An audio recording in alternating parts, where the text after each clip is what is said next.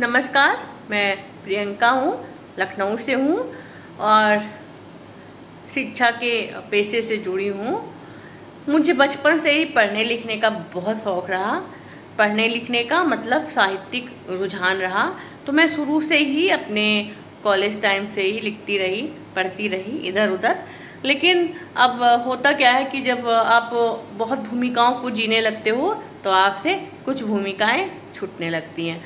लेकिन आपका जहाँ रुझान होगा, जहाँ आपका बहुत ज़्यादा मन, कह सकते हैं कि जो मन के भाव होंगे तो वह फिर प्रकट ही होंगे।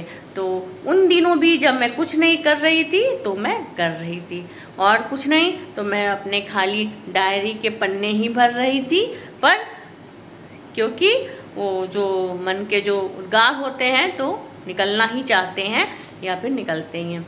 लेकिन बात ये है कि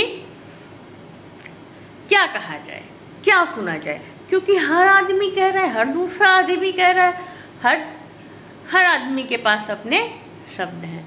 तो कुछ कहा जाए तो शब्दों को, अपने मन के भाव को शब्दों में पिरोया जाए और शब्दों को अर्थों में पिरोया जाए। मगर फिर वही बात आती है कि क्या कहा जाए। तो मैं आपके सामने कुछ अपने मन के भाव ही प्रस्तुत करूंगी और कुछ नहीं। उम्मीद है कि आपको अच्छा लगेगा और आपको उससे खुशी मिलेगी, समझ मिलेगी।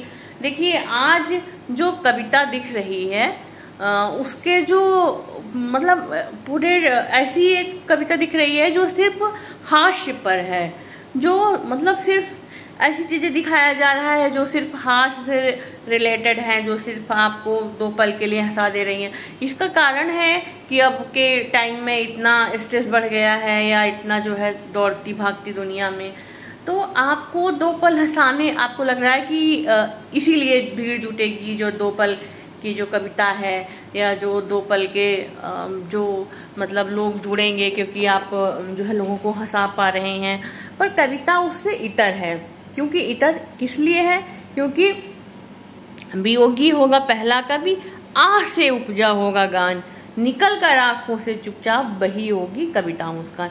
अगर आपके अंदर दर्द नहीं है तो आपके अंदर कविता नहीं है। कविता का मतलब ही भावना है।